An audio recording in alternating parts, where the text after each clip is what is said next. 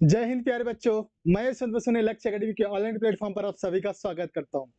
जैसा कि आप लोगों को पता है बेटा कि हमारा पीएनएसटी पीवाई की सीरीज चल रहा है और इस सीरीज में हम लोग क्वेश्चंस कर रहे हैं रे ऑप्टिक्स के। ठीक है ना, मतलब किरण प्रकाशिकी के प्रश्न अभी तक के 2011 से 21 तक के जितने भी सवाल आए हुए हैं वो सभी को विद डिटेल एक्सप्लेन कर रहे हैं हम लोग। इससे पहले पार्ट 1 कर लिए, मतलब रे ऑप्टिक्स किरण प्रकाशिकी के पार्ट 1 क्वेश्चन कर लिए, पार्ट 2 क्वेश्चन कर लिए। तो अभी तक के 43 क्वेश्चन हमारा कंप्लीट हो चुका है with detail explanation. I hope आप सब लोग नोट्स अच्छे से प्रिपेयर कर रहे होंगे, क्योंकि आपको एग्जाम के दौरान रिवीजन करने में आसानी जाएगा बेटा। और आई होप यदि एग्जाम में आप रिवाइज करके जा रहे हो बस पीवाईक्यू सीरीज को ही, तो गारंटीड आपका कोई भी क्वेश्चन कोई भी पोर्शन छूटने वाला नहीं है, क्योंकि हम एक क्वेश्चन के साथ साथ में जितने भी एडिशनल चीजें हैं उन सब को बिछा कर रख रहे हैं, उन सब को खोल के रख रहे हैं।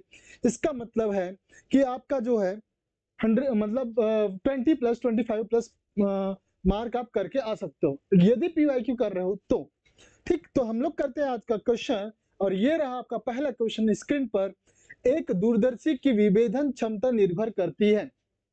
अगर पार्ट 1 और पार्ट 2 आपने देखा होगा अच्छे से, तो पार्ट 1 में भी 3 से 4 क्वेश्चन विभेदन क्षमता का करे हैं और पार्ट 2 में भी 6 से 7 क्वेश्चन विभेदन क्षमता से लेकर करे हैं।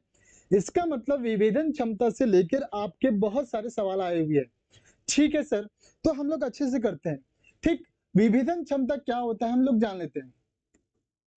विभेदन क्षमता, विभेदन क्षमता क्या होता है?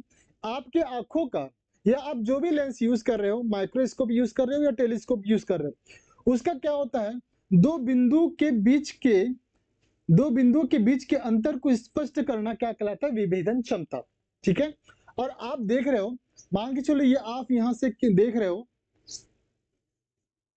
यहां से आप देख रहे हो, ये आपका आपकी आंखें हैं, आंख है, और आपने दो बिंदुओं के बीच क्या करा है? अंतर करा है। ठीक है सर, यहां से एक लाइन ऐसी खींचोगे, एक लाइन ऐसी खींचोगे। कई लोग अंतर नहीं कर पाते, मतलब उसकी आंखों में कुछ प्रॉब्लम हो सकती है। मायोपिया, हाइपरमेट्रोपिया, प्रेसबायोपिया, 3 प्रकार के दोष होते हैं, निकट दृष्टि दोष, दूरदृष्टि दोष और जरा दृष्टि दोष।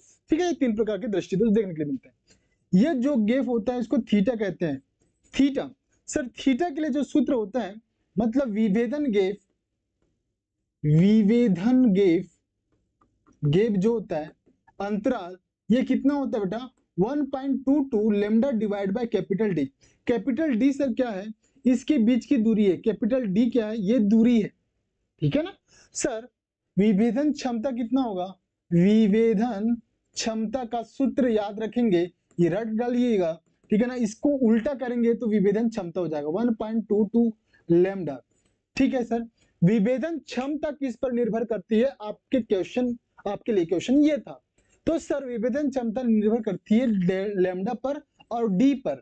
ठीक है, लेमडा का मतलब जो प्रकाश आपके आंखों में इंटर कर रही है, जिस भी रंग का प्रकाश, बैगनी, लाल, हरा, नीला, पीला, जो भी कलर का आपका जो प्रकाश आपके आंखों में प्रवेश कर रही है, उसका तरंगदैर्ध्य क्या होगा?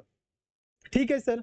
अब सर तरंगदैर्ध्य के लिए हम लोग ज्ञात कर लेते हैं, हम लोग बताते हैं कि प्रिज्म होता है, एक प्रिज्म होता है, और प्रिज्म हम लोग यूं बना रहे हैं। ठीक है, ये प्रिज्म होगा और प्रिज्म से हम एक श्वेत प्रकाश किरण गुजारते हैं। श्वेत प्रकाश किरण गुजारेंगे, ठीक है, श्वेत प्रकाश किरण गुजारेंगे तो ये अपने अवयवी रंगों में विभक्त हो जाएगा। क्या हो जाएगा बेटा? ये अपने अवयवी रंगों में विभक्त हो जाएगा। ये क्या है? ये है प्रिज्म। ठीक, अब ये अपने अवयवी रंगों में, पहला कौन सा होगा बेटा? बैगनी होगा। पहला कौन सा होगा? बैगनी होगा। फिर होगा, सॉरी मतलब बैजानी हपी नाला पढ़े हो ना भाई, बैजानी हपी नाला, हपी नाला। तो सबसे ज्यादा विक्षेपण, सबसे ज्यादा कौन मुड़ रहा है बेटा? बैगनी मुड़ रहा है। फिर जामुनी मुड़ेगा, फिर नीला मुड़ेगा, फिर हरा, फिर पीला, फिर नारंगी, फिर लाल। तो सबसे कम तरंग दैर्ध्य किसका होगा? लेमडा इसके लिए सबसे कम होगा और इसकी आवृत्ति सबसे ज्यादा होगी। ऊपर चले, लेमडा आवृत्ति सबसे कम होगा और लेमडा सबसे ज्यादा हो जाएगा। ठीक है, मतलब जिसका लैम्डा कम उसका सबसे ज्यादा विक्षेपण। अगर हम बात करें विभेदन क्षमता की, विभेदन क्षमता, तो विभेदन क्षमता को हम लोग लिखते हैं डी अपॉन में 1.22 लेमडा। तो सर विभेदन क्षमता किसका ज्यादा होगा, विभेदन क्षमता किसका ज्यादा होगा बता, जिसके लिए लेमडा कम है, जिसके लिए लेमडा कम होगा विभेदन क्षमता उसका रिजॉल्विंग पावर कहते हैं, रिजॉल्विंग पावर उसके लिए सबसे ज्यादा होगा। तो बैगनी कलर के लिए विभेदन क्षमता सबसे ज्यादा होगा और लाल रंग के लिए विभेदन क्षमता सबसे कम होगा। ठीक, तो सवाल पर आते हैं, सवाल हमारा क्या बोल रहा था, क्षमता निर्भर करता है आई लेंस की फोकस दूरी पर, ऑब्जेक्टिव लेंस का व्यास और दूरबीन की लंबाई ऑब्जेक्टिव लेंस की फोकस दूरी। तो ऑब्जेक्टिव लेंस की जो व्यास होगा, ऑब्जेक्टिव लेंस का जो व्यास होगा, हम यहाँ पर पढ़े हैं, ये जो डी है बेटा, इधर देखो, ये जो डी है, ये यहाँ से इसका व्यास को दिखाता है, इसके या व्यास को दिखाता है, या इस लेंस के सीधे सीधे व्यास, जो भी ये लेंस है इसका जो व्यास है, माफ करिएगा यहाँ पर थोड़ा सा मिसमैच हो गया है, ये जो डी है इसके व्यास को दर्शाता है, किसको दर्शाता है, व्यास को। ठीक है, जो भी लेंस आपने, जो भी लेंस यूज करा है, कॉन्केव लेंस हो, ठीक है, या सॉरी कॉन्वेक्स लेंस हो या कॉन्केव लेंस हो, इनका जो व्यास होगा, यही व्यास से रिप्रेजेंट कर दिया है, इसी व्यास पर निर्भर करता है, पहली चीज। और जो आपके आंखों में रंग प्रवेश कर रहे हैं उस रंग पर निर्भर करता है लेमडा, मतलब लेमडा पर निर्भर करता है। विभेदन क्षमता दो चीजों पर निर्भर करता है, डी और लेमडा। अरे यार सूत्र में तो दो ही चीज है ना भाई, सॉरी भाई माफ करिएगा, ठीक है, डी और लेमडा दोनों चीज पर निर्भर कर रहा है। सर डी क्या है यहाँ पर, जो ऑप्टिकल लेंस लगाए हैं आप लोगों की आंखों पर या लेंस कैमरा में, उसकी व्यास पर निर्भर करता है, उसके व्यास पर। और जो आपके आंखों में प्रकाश किरणें पहुंच रही है उसकी तरंगदैर्ध्य पर निर्भर कर रहे हैं। तो यहाँ पर ऑप्शन फिलहाल के लिए दिया हुआ है ऑब्जेक्टिव लेंस के व्यास पर, ऑप्शन नंबर बी हमारा क्या हो जाएगा, करेक्ट। बढ़ते अगले सवाल पर, अगला सवाल क्या कहता है, ओके, अगला सवाल क्या कह रहा है, देखिएगा, 40 सेंटीमीटर फोकस दूरी का एक उत्तल लेंस 25 सेंटीमीटर फोकस दूरी के अवतल लेंस के संपर्क में है। ठीक है, उत्तल लेंस अवतल लेंस के संपर्क में है इस प्रकार से, इसकी फोकस दूरी कितनी है, 40 सेंटीमीटर, इसकी फोकस दूरी है 25 सेंटीमीटर। संयोजन की क्षमता बतानी है, बहुत ही आसान है, बहुत ही आसान है।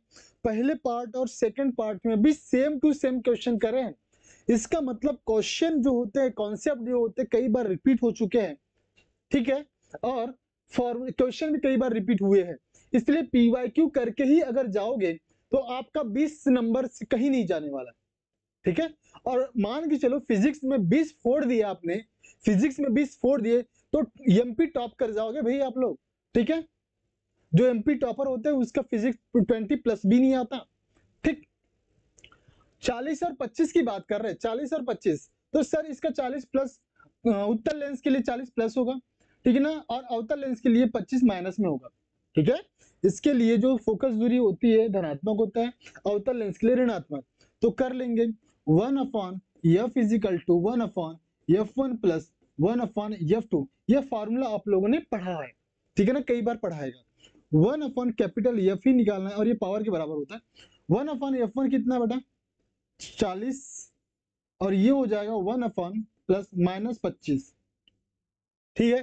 तो कितना आ जाएगा 200, इसका एलसीएम आ जाएगा बेटा, और ये हो जाएगा 40 25 200 माइनस में 25 8 200, कितना हो जाएगा रे, ये -3/200।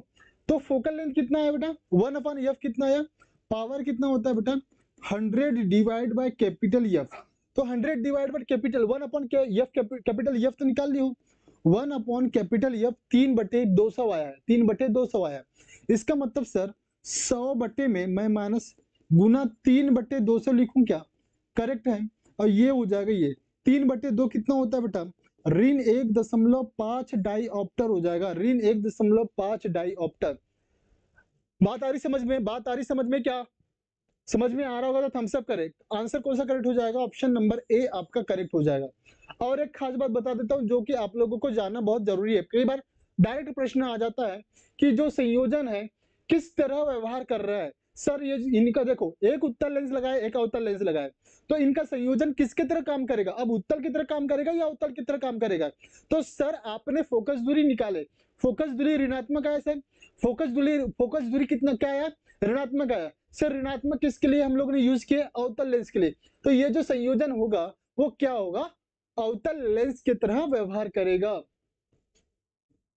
अवतल लेंस की तरह व्यवहार करेगा। ठीक है, नोट कर डालिएगा, कहीं कहीं खोपचे में जहां भी जगह मिलता है लिख डालिए कि जो भी संयोजन होगा, अगर धनात्मक फोकस दूरी आता है उनके संयोजन का, तो उत्तल लेंस की तरह काम करेगा, और संयोजन का फोकस दूरी ऋणात्मक आता है तो अवतल लेंस की तरह काम करने वाला है। ठीक, और पावर भी आपका ऋणात्मक ही होगा। ठीक, तो अगले प्रश्न पर देखते हैं। अगला प्रश्न क्या करता है? एक प्रेक्षक 20 सेंटीमीटर की आवर्धन शक्ति के एक टेलीस्कोप के साथ, भैया टेलीस्कोप जानते हो, यूं कैमरे से देख रहे दूर की चीजों को देखने के लिए यूज करता है। 10 मीटर ऊंचाई के एक दूर के पेड़ को देखता है। ठीक है, टेलीस्कोप दूरदृष्टि, ठीक है ना, यहां टेलीस्कोप लगा दिया हम लोगों ने। ये 10 मीटर ऊंचा पेड़ है, 10 मीटर ऊंचाई के दूर, सॉरी 10 मीटर ऊंचाई के दूर एक पेड़ को देखता है प्रेक्षक को पेड़ दिखाई देगा, और इसकी आवर्धन क्षमता क्या है बेटा? 20 है। कितनी है? 20 है। ठीक, आपको बताता हूं, थोड़ा सा धैर्य रखिए।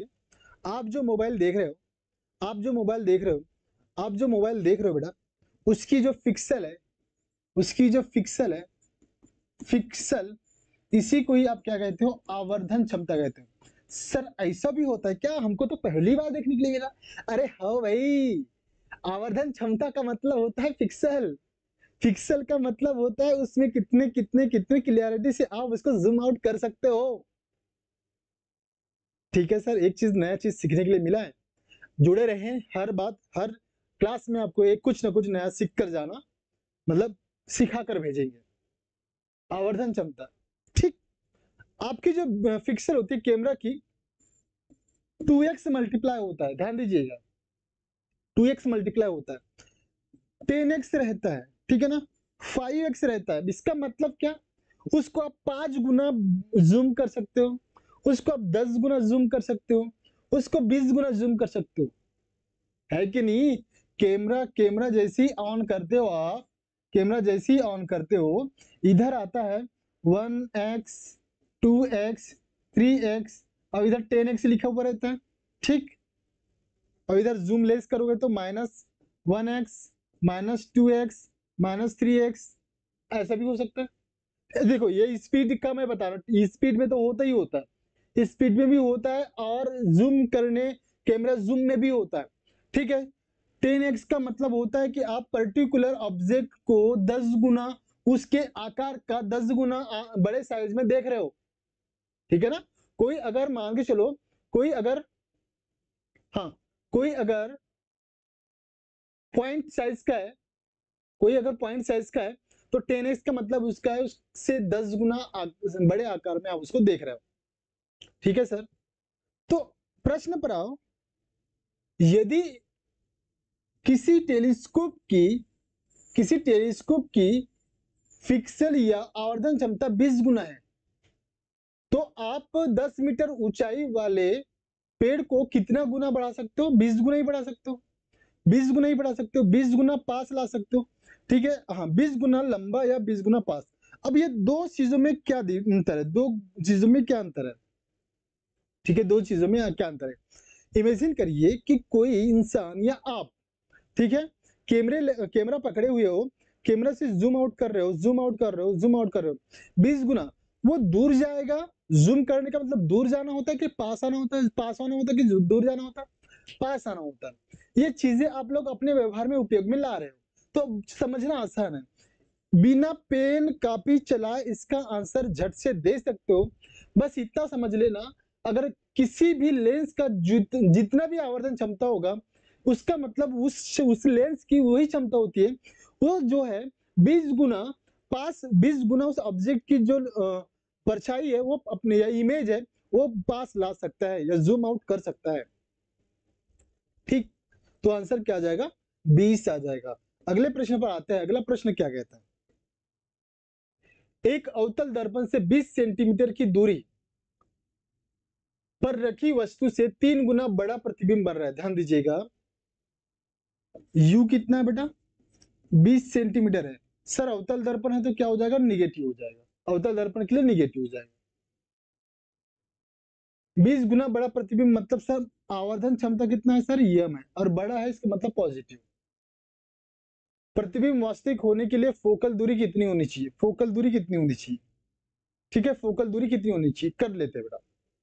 बहुत ही आसान सवाल है, बहुत ही आसान सवाल है। हमने क्वेश्चन को अच्छे से पढ़ना है, दिया क्या है वो लिखना है, उसके बाद फार्मूला कौन सा लगेगा वो लिखना है। आपको दो फार्मूला पता होना चाहिए, ठीक है। आवर्धन क्षमता, ये एक अवतल दर्पण होता है, ऐसे लिखिएगा, अवतल दर्पण, अवतल दर्पण, ये क्या है बेटा, एक अवतल दर्पण है, ये इसकी फोकस दूरी होती है, ये इसका वक्रता त्रिज्या होता है, ठीक है सर, और ये होता है इसका ध्रुव, पोल, पोल होता है, ठीक है। यहां से यहां तक की लंबाई को फोकस दूरी, ये लंबाई को वक्रता त्रिज्या कहते हैं। ये सब आपने 9वीं से 10वीं से पढ़ते आ रहे हैं और 12वीं में भी एक बार पढ़ा है, डिटेल में पढ़ा है, ठीक है सर। प्रश्न में क्या बोला है, इसकी जो वस्तु की दूरी है, वस्तु की दूरी कितनी है बेटा, दर्पण से 20 सेंटीमीटर की दूरी पर रखी है। कितनी दूरी पर रखी है, 20 सेंटीमीटर। 20 सेंटीमीटर का मतलब सर अभी देखो, और वस्तु 20 सेंटीमीटर की दूरी पर रखी वस्तु से 3 गुना बड़ा प्रतिबिंब देता है, ठीक है। इसका मतलब इसकी जो आवेदन क्षमता है 3 टाइम, 3 गुना है। तो v निकाल लेते हैं, u सॉरी यम का फार्मूला आप लोगों ने पढ़ा है -v/u। उत्तल लेंस के लिए या दर्पण के लिए, दर्पण के लिए जो सूत्र होता है -u/v होता है, ठीक है सर। अब यहां पर हम लोग देखेंगे, ये माइनस है, यम कितना हो जाएगा, यम है 3, और ये माइनस v, सॉरी v तो निकालना है, -u, u कितना हुआ है 20, -20, माइनस माइनस प्लस, तो v बराबर कितना है 60 सेंटीमीटर, v बराबर कितना आएगा 60 सेंटीमीटर। ये वाला समझ में आया क्या, पकड़ में आया, ये वाला पकड़ में आया क्या बेटा, सीधा सीधा फार्मूला बेस्ड सवाल है, कोई दिक्कत नहीं है, ठीक है। वस्तु की दूरी दी है 20, सर माइनस क्यों रखे, क्योंकि अवतल दर्पण के लेफ्ट में ही रखा हुआ रहता है। जब लेफ्ट में रखा हुआ कोई वस्तु रहती है तो हम लोग बात करते हैं कि वो ऋणात्मक होगी, धनात्मक तो ऋणात्मक होगा, ठीक है। 3 गुना बड़ा मतलब आवर्धन 3 गुना हो रहा है, आवर्धन 3 गुना हो रहा है, ठीक है सर। यम -u/u सूत्र होता है, v अपॉन में देखो 3 है, v ऋणात्मक और u जो है ऋण 20, तो ऋण से ऋण कैंसिल, और v 20 30 60, तो 60 आ गया। सर अब फोकस दूरी पूछा है क्या, पूछा क्या है बेटा, फोकल दूरी पूछा है, तो फोकल दूरी क्या होता है, दर्पण सूत्र, दर्पण सूत्र, दर्पण सूत्र, दर्पण सूत्र बेटा 1/f बराबर 1/v - 1/u। सर दर्पण फोकस दूरी पूछा है ना, तो 1/f निकालना है, 60 ऋण 20, ठीक है, ऋण और ऋण बेटा धन, तो ये हो जाएगा 60, और ये 60 1 प्लस में 20 30 60, और ये 4 बटे में बेटा 60, 15 4 60, 1/15 आया क्या बेटा, ठीक है ना। 1/f बराबर कितना है 1/15, तो f बराबर कितना आएगा बेटा 15 आएगा, ठीक है। 15 अगर दिख रहा हो ऑप्शन में तो उड़ा दो, ऑप्शन नंबर सी दिख रहा है, ठीक है, ऑप्शन नंबर सी दिख रहा है। बोलो आया समझ में, समझ में आएगा तो थम्स अप करें। बहुत ही आसान सवाल है, ठीक, बहुत ही आसान सवाल है, डायरेक्ट सूत्र पर आधारित सवाल है, और सूत्र पर आधारित सवाल में केवल मान को रखना होता है और गुना भाग करना होता है, इतना तो आना चाहिए, ठीक। बढ़ते अगले सवाल पर। अगला सवाल क्या कह रहा है, एक वस्तु 10 सेंटीमीटर फोकस दूरी वाले अवतल दर्पण बोला है, दर्पण, दर्पण का प्रकार भी याद रखना है, ठीक है। फोकस दूरी दिया हुआ है ये भी याद रखना है, कितना दिया हुआ है 10 सेंटीमीटर, ये भी अंडरलाइन करते चले। 15 सेंटीमीटर की दूरी पर रखी है वस्तु की दूरी दिया हुआ है कितना 15 सेंटीमीटर, तो बनने वाला प्रतिबिंब, ये डायरेक्ट सवाल पर बेस्ड है। सर अभी अभी हम लोगों ने सूत्र देखे थे 1/f बराबर 1/v माइनस में 1/u। सर क्या निकालना है, प्रतिबिंब की दूरी, प्रतिबिंब कितना होगा, बनने वाला प्रतिबिंब होगा। अच्छा सर इसमें से पेन और कॉपी चलाने की आवश्यकता ही नहीं है, यदि आपको पता है, यदि आपको पता है आपको बता दो, चीजें आपको कॉन्सेप्ट क्लियर होनी चाहिए और वो कॉन्सेप्ट हम क्लियर करवाएंगे, बने रहे अंत तक बस, ठीक है। कुछ भी नई चीज नहीं छोड़ेंगे, कुछ भी चीज नहीं छोड़ेंगे, हर चीज के साथ में 4 से 5 नए चीज सिखा कर भेजेंगे आपको, बिल्कुल निश्चिंत रहे, ठीक। तो उत्तल दर्पण याद रखेंगे, ये पहला उत्तर दर्पण, ठीक, ये दूसरा उत्तल दर्पण, ठीक है, और ये तीसरा उत्तल दर्पण। उत्तल दर्पण के सामने में जो बालें निकाल रहा हूं मैं, ये पॉलिश कर रहे हैं, क्या कर रहे हैं, पॉलिश कर रहे हैं। पीछे वाला हिस्सा पॉलिश किया हुआ है, अंदर वाला हिस्सा परावर्तक होगा, ठीक।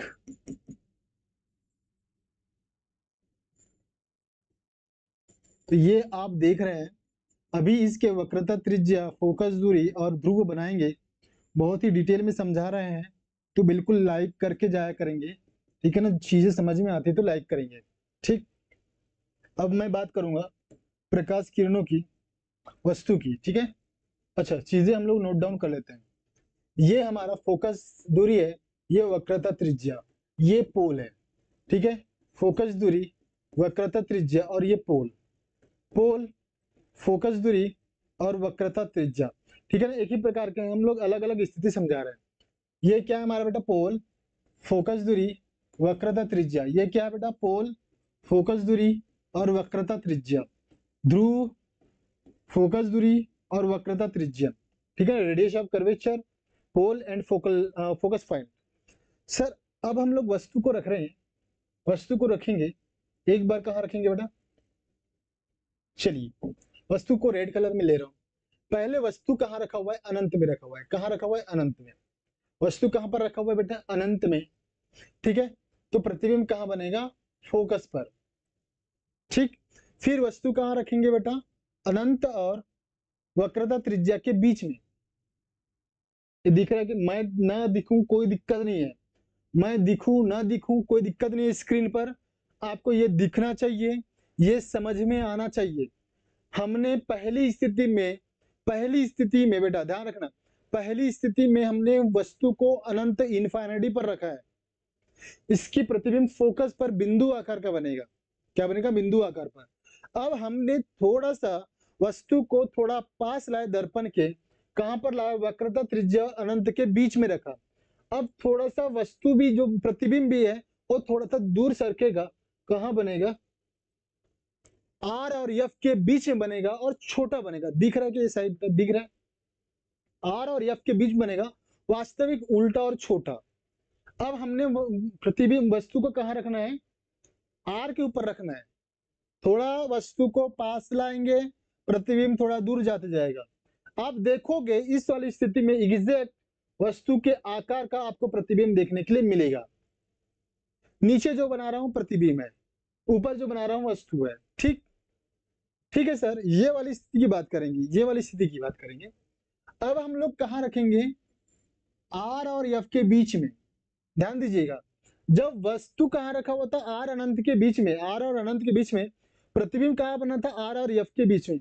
अब आर और एफ के बीच में रखेंगे प्रतिबिंब, आर और अनंत के बीच में, ये दोनों एक दूसरे के विपरीत है, बिल्कुल ध्यान रखिएगा। प्रतिबिंब यहाँ पर बनेगा, लेकिन अब यहाँ से वस्तु की, प्रतिबिंब की जो लंबाई है, बड़ा बनती हुई दिखाई देगा। अब मैं रख रहा हूं फोकस पर, कहां रख रहा हूं, फोकस पर। प्रतिबिंब कहां बनेगा बेटा, अनंत पर बनेगा, प्रतिबिंब कहां बनेगा, अनंत पर बनेगा, और बहुत ज्यादा बड़ा अमाउंट में बनेगा। अब वस्तु कहां रखेंगे, फोकस और ध्रुव के बीच में, फोकस और ध्रुव के बीच में। और वस्तु कहां बनेगा बेटा, प्रतिबिंब कहां बनेगा, दर्पण के पीछे, दर्पण के पीछे और बड़े रूप में बनेगा, दर्पण के पीछे और बड़े रूप में बनेगा, ठीक। ये चीजें आप लोगों को क्लियर होनी चाहिए, ध्यान दीजिएगा। हमने पहले एक बार और बोर लग रहा होगा, कोई दिक्कत नहीं, लेकिन काम की चीजें हैं। अभी इसमें से डायरेक्ट सवाल आया हुआ है, देखो अभी मैं दिखा देता हूँ, चलो दिखाता हूँ, ज्यादा बकवास वाली बात नहीं। अगर 10 सेंटीमीटर की फोकस दूरी है, ठीक है ना, 10 सेंटीमीटर की फोकस दूरी, अवतल दर्पण, अवतल दर्पण, ठीक है, बात करते हैं, ठीक, अवतल दर्पण है, ये इसका क्या बेटा ध्रुव है, ये पॉलिश करा हुआ है, पॉलिश किया हुआ, ये फोकस दूरी, ये वक्रता त्रिज्या। 10 सेंटीमीटर इसका क्या बेटा फोकस दूरी, 10 सेंटीमीटर इसकी फोकस दूरी आपको क्या दिया हुआ है, और 10 सेंटीमीटर फोकस दूरी। वस्तु की दूरी कितनी है 15 सेंटीमीटर। सर वस्तु की दूरी 15 सेंटीमीटर, इधर चलो, वस्तु की दूरी तो ये 10 यहां से यहां तक 10, तो यहां से यहां तक भी कितना हो जाएगा 10 हो जाएगा, तो ये टोटल कितना हो जाएगा 20 सेंटीमीटर। इसका मतलब सर वस्तु इस बीच में कहीं रखी हुई है, वस्तु इस बीच में कहीं रखी हुई है। वस्तु जब यहां पर बनेगा, अब देखो आगे चलो, आर और एफ के बीच, आर और एफ के बीच में अगर वस्तु है तो प्रतिबिंब कहां बन रहा है, अनंत और आर के बीच में बन रहा है और बड़ा बन रहा है, बड़ा बन रहा है वास्तविक और उल्टा। प्रतिबिंब का आकार बड़ा, वास्तविक, वास्तविक और उल्टा, ठीक, वास्तविक और उल्टा। तो प्रतिबिंब कहां बनेगा, ये यहां पर बनेगा, ठीक है, बड़ा बनेगा और वास्तविक भी बनेगा, वास्तविक भी बनेगा और उल्टा भी बनेगा। क्या बनेगा, उल्टा भी बनेगा, ठीक है ना। प्रकाश किरणों को मैं यहाँ पर नहीं दर्शा रहा हूँ, थोड़ा सा वीडियो अगर लंबा हो जाएगा फिर आप बोरिंग फील करोगे, कोई दिक्कत नहीं। प्रकाश एक समानांतर चलाना है और एक आर से चलाओ या फिर एफ से चलाओ, कोई दिक्कत नहीं है, ठीक है। तो हमारा आंसर क्या हो जाएगा, आंसर क्या हो जाएगा, बड़ा और सॉरी आवर्धित, आवर्धित मतलब बड़ा और उल्टा, बड़ा और उल्टा, आवर्धित और उल्टा। ऑप्शन नंबर ए करेक्ट हो जाएगा। आवर्धित का मतलब बड़ा होता है, आवर्धित का मतलब बड़ा होता है, ठीक है। कंफ्यूज नहीं होना है, तुक्का मार के नहीं आना है, चीजों को अच्छे से समझना है। अगले सवाल पर चलते हैं, अगले सवाल पर चलते हैं। अगला सवाल क्या बोल रहा है, अगले सवाल पर चलते हैं। एक उत्तल लेंस की वक्रता त्रिज्या प्रत्येक सतह के लिए 40 सेंटीमीटर है, इसका अपवर्तनांक कितना है 1.5 है। फोकस दूरी क्या होगी, फोकस दूरी क्या होगी बेटा। एक उत्तल लेंस की वक्रता त्रिज्या दिया हुआ है, प्रत्येक सतह के लिए सेम है, ठीक है। मतलब ये सतह ए बी ले रहे हैं और इसकी सतह सी डी, सतह ए बी के लिए कितनी होगी बेटा R1 होगी, सतह सतह सी डी के लिए R1 होगी, ध्यान दीजिएगा सतह सी डी के लिए R1 होगी और ए बी के लिए हम लोग ले रहे हैं R2, ठीक है, ए बी के लिए R2 ले रहे हैं। ये इसको देखो ध्यान से, ए बी के लिए R1 ले लो, ए बी के लिए R1 ले लो और सी डी के लिए R2 ले लो, कोई दिक्कत है। ध्यान दीजिएगा, ए बी सतह के लिए वक्रता त्रिज्या R1 लिया है और CD सतह के लिए वक्रता त्रिज्या R2 लिया है, क्योंकि दोनों वक्रीय सतह है, दोनों गोलीय सतह है, तो दोनों का अलग अलग वक्रता त्रिज्या होगा, ठीक है, ऐसा मान के चल रहा है। सर ये भी 40 सेंटीमीटर है और ये वाला भी 40 सेंटीमीटर है, कोई दिक्कत है क्या बड़ी, नहीं ना। अब अगले बात करते हैं फोकस दूरी। अपवर्तनांक कितना है बेटा, म्यू दिया हुआ है 1.5। सूत्र डायरेक्ट याद रखना, फोकस दूरी के लिए सूत्र होता है 1/f mu minus 1 upon R1 minus 1 upon में R2। कोई दिक्कत है, अपवर्तन का सूत्र है, ये क्या का सूत्र है, अपवर्तन का सूत्र, सॉरी फोकस दूरी, हाँ अपवर्तन का सूत्र देख रहे हैं। फोकस दूरी निकालना है, इतना 1.5 ऋण 1 और 1/40, ठीक है। 40 R1 के लिए है धन होगा, 40 R2 के लिए ऋण होगा। ऋण क्यों, क्योंकि ये लेफ्ट है और ये राइट, राइट के सभी मान हम लोग धनात्मक रख रहे हैं और लेफ्ट के सभी मान हम लोग ऋणात्मक ले रहे हैं। सर लेफ्ट क्यों, क्योंकि प्रकाश चल रही है लेफ्ट से राइट, ऐसा हम एज्यूम कर रहे हैं, ऐसा हम एज्यूम करके चल रहे हैं कि प्रकाश की जो दिशा है लेफ्ट से राइट है। ऐसी स्थिति में अगर हम यह मान रखें, ये -40 -40 कितना हो जाएगा 50, ये सॉरी +40 हो जाएगा। अब ये 40 ये हो जाएगा, ये तो 0.5 गुना में 1 और 1 कितना बेटा 2/40, और मैं इसको 20 से उड़ा दूं क्या, और यहाँ 10 बचा क्या, और 1/200 बचा क्या, कितना बचा बेटा, ठीक है 5 से उड़ाएंगे, 5 दूनी 10, ठीक, और 20 दूनी 40, 1/f कितना है बेटा 1/40 ही आया, तो f की कितना माना है 40 सेंटीमीटर। तो ऑप्शन कौन सा मैच हो रहा है रे, ऑप्शन मैच हो रहा है, ऑप्शन नंबर बी मैच हो रहा है। बोलो आया क्या समझ में बेटा, बोलो आया क्या, ठीक। अगले सवाल पर चलते हैं। अगला सवाल क्या कहता है, सामान्य दृष्टि के लिए एक खगोलीय दूरबीन की लंबाई आंखों को आराम एफ नॉट बराबर वस्तुनिष्ठ लेंस के फोकस दूरी और एफ ई बराबर आंख के लेंस की फोकस दूरी कितनी होती है। ध्यान दीजिएगा, यहां पर यदि मैं खगोलीय लेंस के लिए लिखूं तो ऊपर वाला पहला लेंस बड़ा होता है, ये नेत्र होता है अभिदृश्यक लेंस, अभिदृश्यक लेंस, ठीक है, और ये होता है नेत्रिका लेंस। क्या होता है? नेत्रिका लेंस, ठीक, नेत्रिका लेंस, ये ऐसे होता है, ठीक।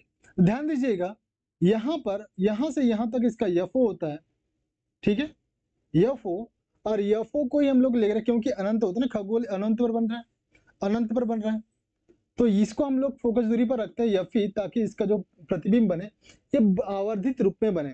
तो यफी, यफो अपॉन में यफो, इसकी जो लंबाई होती है यफो प्लस में यफी होता है। क्या होता है? यफो प्लस में यफी। दूरबीन की जो लंबाई किसे कहते हैं? पहले लेंस और बाद के लेंस, अभिदृश्यक लेंस और नेत्रिका लेंस के बीच की लंबाई को हम क्या कहते हैं? दूरबीन की लंबाई। और ये यफओ प्लस यफी होता है किसके लिए बेटा? खगोलीय लेंस के लिए, खगोलीय दूरबीन के लिए। यफओ प्लस यफी किधर दिख रहा है? ऑप्शन नंबर डी में दिख रहा है, ठीक। बोलो आया कि समझ में? बड़े अगले सवाल पर, अगला सवाल क्या कहता है? स्थली मतलब पार्थिव दूरबीन में लेंस की संख्या कितनी होती है? तो 3 होती है, 12वीं में पढ़े होंगे। एक होता है, ठीक है, फिर बीच वाला छोटा होता है, फिर ये बड़ा होता है, ठीक। ये इसकी, देखो, इसकी लंबाई को उल्टा करता है, ये इसको सीधा करने का काम करता है, और इसको थोड़ा सा ये आवर्धित करने का काम करता है। ध्यान दीजिएगा, इस लेंस ने वस्तु का जो लंबाई, जो प्रतिबिंब बनाया है, वास्तविक और छोटा बनाया है, इसने इस वाले बीच वाले लेंस का काम क्या है? इसको सीधा करना होता है। और इस वाले लेंस का नाम, ये जो प्रतिबिंब बनाया है, इसको बड़ा करना होता है, ठीक। 3 लेंस यूज करते हैं हम लोग पार्थिव दूरदर्शी में। बोलो आया क्या समझ में? बड़े अगले सवाल पर, अगला सवाल क्या कहता है? प्रकीर्णन कणों की एक निकाय पर प्रकाश की आवृत्ति 1:2 है, अनुपात में है, तब किसी विशेष दिशा में प्रकीर्णित प्रकाश की तीव्रता। बेटा तीव्रता क्या होता है? तीव्रता क्या होता है? आवृत्ति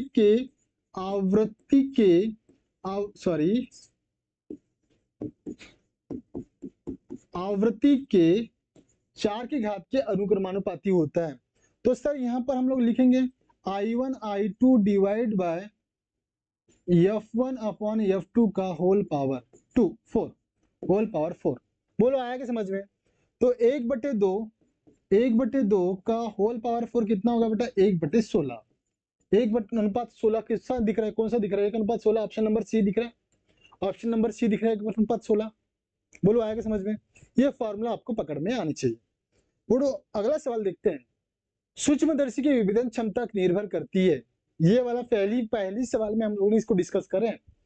लेंस की फोकस दूरी पर, अभिदृश्यक और नेत्र लेंस की फोकस दूरी पर, प्रकाश की तरंगदैर्ध्य जिसमें वस्तु दिख रही है, अभिदृश्य, हाँ बिल्कुल बिल्कुल तरंगदैर्ध्य, ठीक है, ऑप्शन नंबर बी।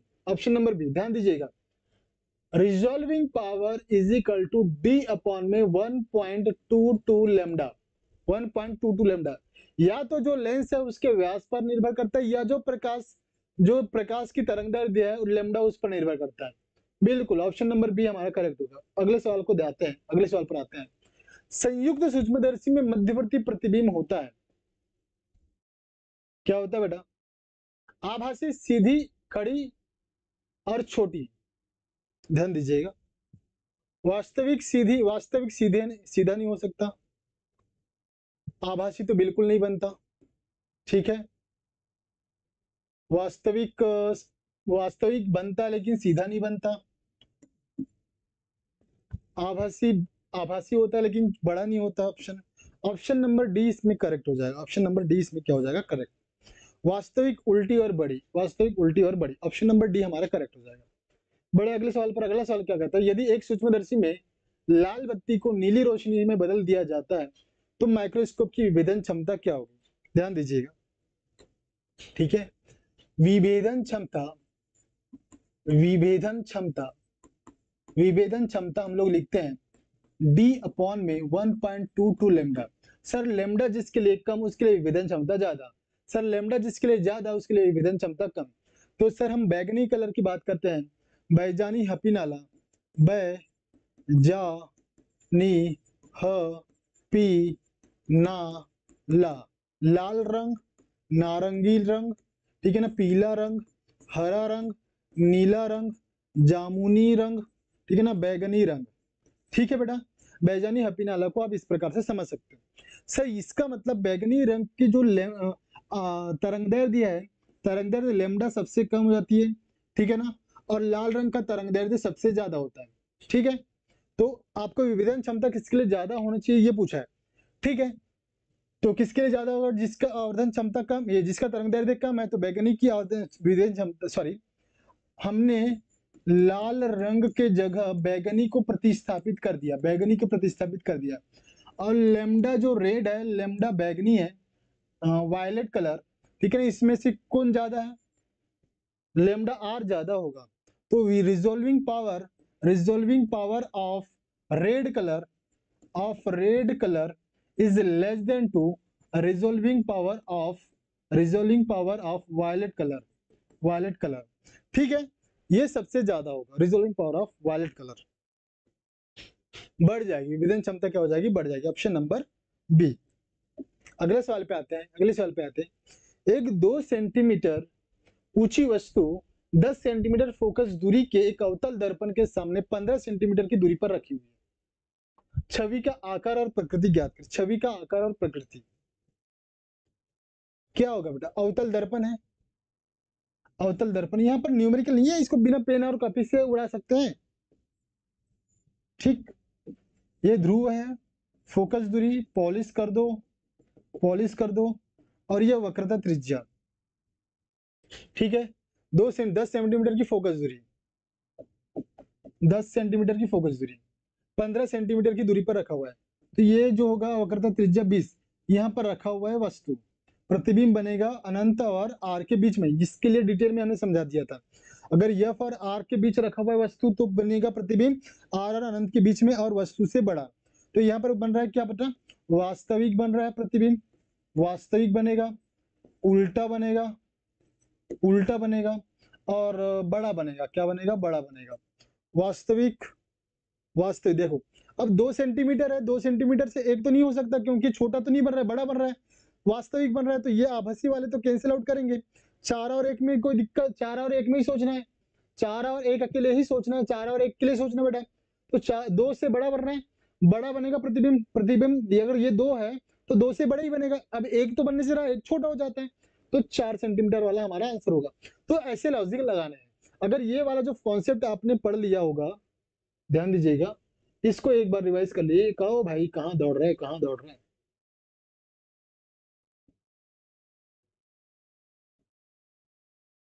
हाँ इधर देखो, आराम से हमने जो समझाया है डिटेल में, ये वाला जो है, ये वाला जो चीजें हैं आपने अच्छे से समझा होगा, तो आप बकायदा हर एक चीजों को अच्छे से आंसर कर सकते हो।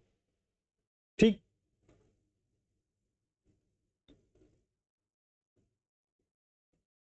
किधर है, हाँ ये 4 सेंटीमीटर क्लियर हुआ बेटा।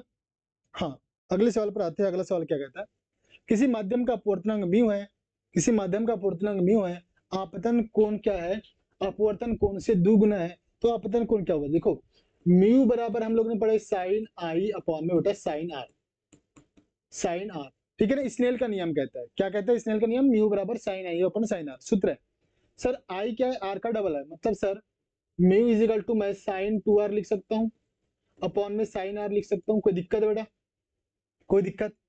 सर साइन 2r को मैं क्या लिख सकता हूँ, 2 साइन आर कॉस आर लिख सकता हूँ, बटे में साइन आर है, sine r. Sir sine r और साइन आर कैंसिल हो सकता है, हाँ सर हो सकता है। तो म्यू बराबर क्या मिला बता, 2 कॉस आर है, ठीक है सर, 2 कॉस आर है ना, तो 2 कॉस आर लिखे सर, 2 कॉस, तो कॉस आर बराबर कितना हो जाएगा बेटा, ये म्यू अपॉन में 2 हो जाएगा। ये 2 को हम डिवाइड करेंगे एक साइड में, ठीक है सर। हमको अपवर्तनांक दिख रहा है, अपवर्तनांक क्या हो जाएगा, कॉस इनवर्स म्यू अपॉन में 2। कोई दिक्कत है बेटा, अब बोला गया है कि अपवर्तनांक जो आपतन कोण है अपवर्तनांक का 2 गुना है, हमको अपवर्तन कोण मिला है, अपवर्तन कोण आपतन कोण r का 2 गुना है, तो 2r करे, i जो होगा वो 2r के बराबर हो जाएगा, और ये दोनों पक्षों में 2 का गुना करूं तो ये हो जाएगा 2 cos इनवर्स म्यू अपॉन में 2। कर दिए आपने, कर दी 2 की दर्दी का 2 cos inverse mu by 2, option number D. बोलो आया कि नहीं समझ में? फॉर्मूला स्नेल का नियम ये याद रखो, आपतन कोण आई बराबर 2r दिया हुआ है सर, आई बराबर 2r का मतलब ये होता है ऊपर 2r लग दिया, और ये साइन 2r कहां से आया बेटा, ध्यान दीजिए, साइन 2 थीटा बराबर होता है, फॉर्मूला आपने पढ़ा होगा, नहीं पढ़ा होगा तो पढ़ लो, साइन 2 थीटा या 2 थीटा की जगह r लिखूं, x लिखूं, z लिखूं, y लिखूं, डजंट मैटर, ठीक है, ये हो जाएगा 2 साइन थीटा कॉस थीटा, ये फार्मूला आपको याद रहना चाहिए, तब जाके ये सवाल आप उड़ा सकते हो। सवाल अगला है हमारा, अपवर्तनांक करनी 3 संभव प्रिज्म के लिए आपतन कोण थीटा है, प्रिज्म के अंदर आधार के समांतर किरण अपवर्तित होती है, थीटा का मान क्या होगा? थीटा का मान वही होगा जो संभव त्रिभुज के लिए होता है, त्रिभुज बना दो भाई, त्रिभुज बना दो, ठीक है, और यहां से हमने प्रकाश आपतित करवाया, श्वेत प्रकाश आपतित करवाए, आधार के समानांतर करवाए, और यहां से ये निर्गत हो गई, ठीक है ना, ये हमारा क्या हो जाएगा, अभिलंब हो जाएगा। सर ये आपतन कोण और ये निर्गत कोण, ये प्रिज्म का कोण 60, संभव त्रिभुज के लिए 60, 60 और 60 तीनों कोण 60 डिग्री होता है, संभव त्रिभुज बोला गया है, संभव त्रिभुज, ठीक है सर। अब हमने निकालना है सर, याद रखो हमने निकालना है जो आई होता है वो कितना है, आई का मान निकालना है, कितना निकालना है, आई का मान, ठीक। तो आपको आर पता है बेटा, आर पता है कितना होता है, a/2 होता है, ऐसी स्थिति के लिए आर कितना होता है, a/2, तो सर आर बराबर 30 डिग्री हो जाएगा, आर कितना हो जाएगा, 30 डिग्री हो जाएगा। अब स्नेल का नियम लगा दो, mu is equal to sine i upon में साइन आर, ठीक है। अब म्यू निकाल दिया, देखो ऐसा प्रिज्म जिसके लिए ये जो रेखा है इस आधार के समानांतर गुजर रही है, इसके समानांतर गुजर रही है, उसके लिए जो प्रिज्म का कोण है ए, मतलब 60 डिग्री, अपवर्तन कोण उसका आधा हो जाता है, 30 डिग्री हो जाएगा, मतलब ये जो कोण हो जाएगा ये 30 डिग्री हो जाएगा, ठीक। और ये 30 डिग्री तो हम इसको बोल सकते हैं 60 डिग्री। बोलो आया कि नहीं समझ में? आया बेटा समझ में? अरे करके देख लो, निकाल लेते ना भाई, ये है करनी 3 बराबर साइन आई निकालना है, और ये दिया हुआ है 30, साइन 30, साइन 30 करोगे तो साइन 30 कितना होता है, 1/2, करनी 3 साइन आई बराबर 1/2, तो साइन आई बराबर कितना हो जाएगा बेटे, ये करनी 3/2, और करनी 3/2 साइन के किस डिग्री के लिए होता है, 60 डिग्री के लिए, तो आई बराबर हो जाएगा 60 डिग्री। यदि इसके प्रिज्म का बहुत अच्छे से कॉन्सेप्ट अगर पाता है तो इतना सब कुछ लचपच करने की आवश्यकता भी नहीं है, ठीक है ना, आप 60 डिग्री ऐसे उड़ा सकते हो, 60 डिग्री ऐसे ही उड़ा सकते हो। बोलो आया कि नहीं समझ बेटा? आया? आगे होगा तो थम्स अप करे रे। अगले सवाल पर आते हैं। अगला सवाल क्या है, 20 सेंटीमीटर वक्रता त्रिज्या वाले उत्तल दर्पण बोला है, 20 सेंटीमीटर वाले, देखो पीवाईक्यू करने बैठे हो आप लोग तो एक बार जरूर आप अपने जो भी अपने नोट्स रखे हुए या पुस्तक रखे हुए उसमें से आप रिवाइज करके आइए, तब ही जाके आप इस सारे फार्मूले जो हम बता रहे हैं डायरेक्ट, क्योंकि हम डायरेक्ट फार्मूला बताएंगे ना, अब एक एक चीजों को कहाँ से, अब म्यू बराबर sine i upon sine r कहाँ से आया सर, ये तो डिटेल में आपको जानना ही पड़ेगा।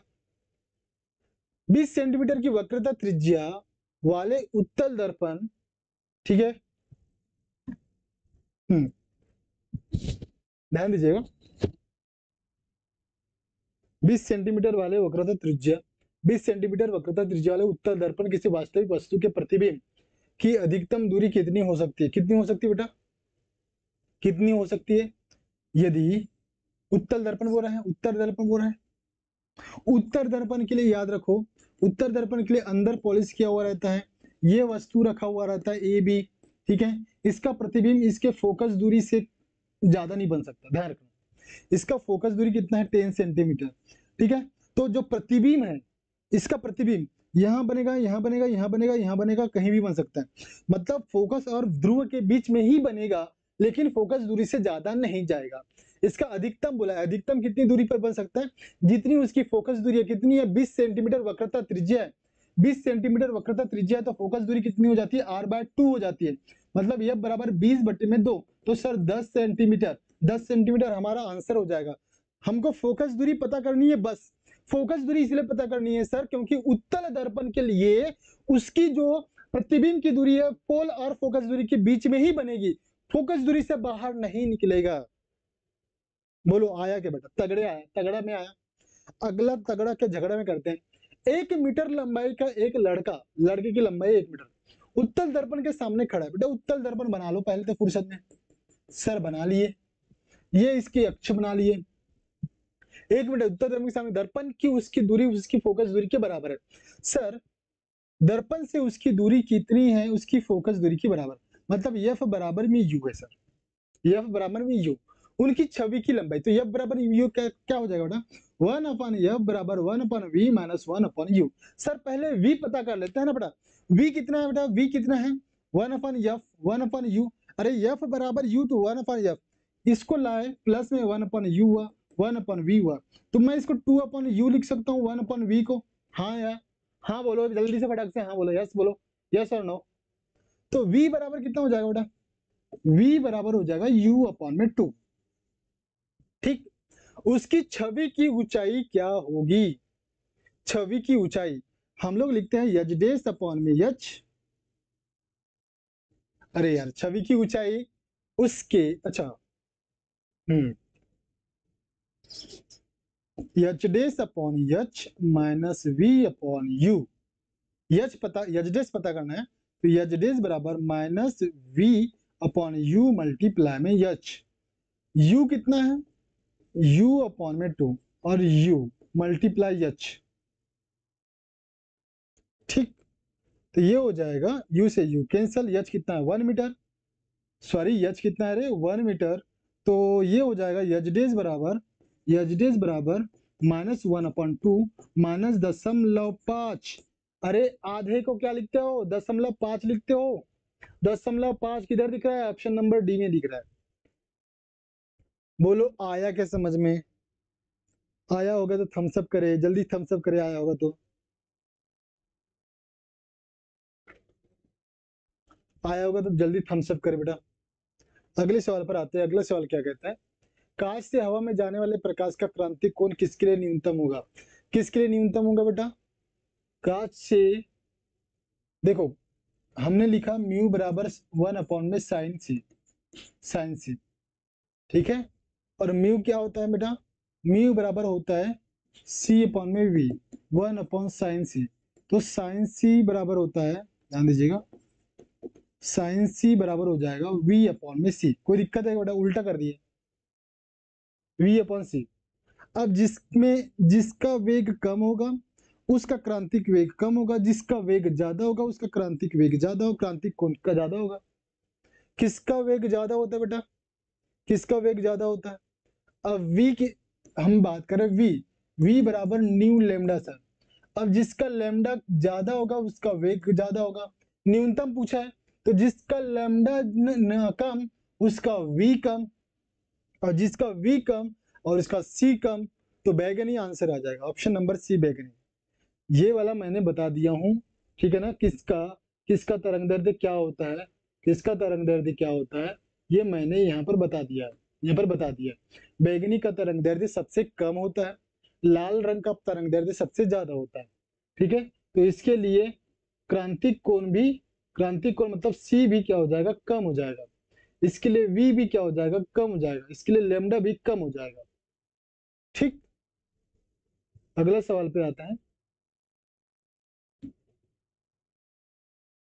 अगला सवाल रहा हमारा ये, एक दोषपूर्ण आंख निकट की वस्तुओं को स्पष्ट नहीं देख सकती क्योंकि उनकी प्रतिबिंब बनती है आंखों के पार, ध्यान दीजिएगा, निकट की वस्तु को ठीक से नहीं देख पा रहा है कोई भी, ये लेंस बना लेते पहले,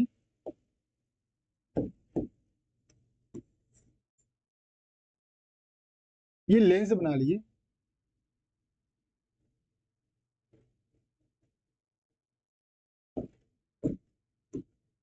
इधर बनाता हूं मैं, ये आई लेंस है हमारा, ये आंख हो गया बेटा, ये क्या हो गया आंख, बना क्या अच्छा नहीं बना,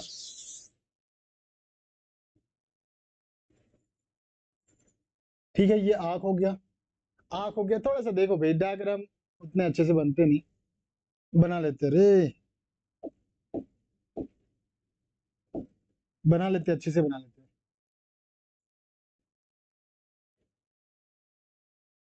बना क्या भाई,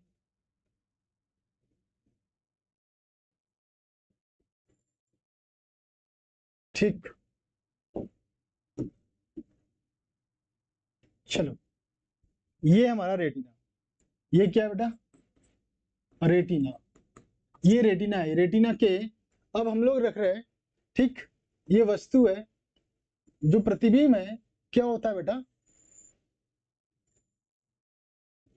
रेटिना के जस्ट बाद में क्या होता है, जस्ट बाद में फोकस होता है, ठीक है ना। लेंस जो प्रतिबिंब वस्तु से जो दो प्रकाश किरणें आ रही है, ये क्या होता है जस्ट रेटिना के बाद में, और रेटिना के ऊपर एग्जैक्ट होता तो हमको वस्तु साफ साफ दिखाई देती, लेकिन प्रतिबिंब जो है कहां पर बन रहा है रेटिना के जस्ट बाद में, इसीलिए हमको जो पास की वस्तु है सॉरी दूर की वस्तु वो ठीक से नहीं दिखाई देती, ठीक है दोस्तों, आग निकट की वस्तु को स्पष्ट नहीं देख सकते। इस स्थिति के लिए हम क्या करते हैं, हम करते बेटा, हम सामने में एक उत्तल लेंस लगा देते हैं, और इसके कारण जो है ये थोड़ी सी बेंड हो जाती है। अब जो बनेगा प्रतिबिंब एग्जैक्ट रेटिना के ऊपर बनेगा, और वस्तु हमको एकदम क्लियर दिखाई देगी, ठीक है। तो आंसर कौन सा करेक्ट हो जाएगा, रेटिना के पार, ऑप्शन नंबर ए हमारा करेक्ट हो जाएगा। अगला सवाल देखो, अगला सवाल, समुद्र के जल का नीला रंग किसके कारण होता है बेटा, तो समुद्र के जल का नीला रंग किसके कारण होता है, स्कैटरिंग के कारण तो होता है, स्कैटरिंग के कारण होता है, प्रकीर्णन होता ही है, प्रकीर्णन होता है, प्रकीर्णन, प्रकीर्णन होता है, ठीक है ना। प्रकीर्णन की बात करें तो किसके द्वारा होता है, नहीं बिल्कुल भी गलत आंसर है, ये तो पानी में आकाश का प्रतिबिंब, बिल्कुल सूर्य के प्रकाश का अपवर्तन, बिल्कुल रॉन्ग आंसर, पानी की सतह में परावर्तित सूर्य के प्रकाश का व्यतिकरण तो होता ही नहीं बेटा, पानी के अणु द्वारा सूर्य के प्रकाश का प्रकीर्णन, प्रकीर्णन ही होता है हमारा आंसर, प्रकीर्णन दिख रहा है, एक ही आंसर में प्रकीर्णन दिख रहा है, मतलब ऑप्शन नंबर डी हमारा करेक्ट हो जाएगा।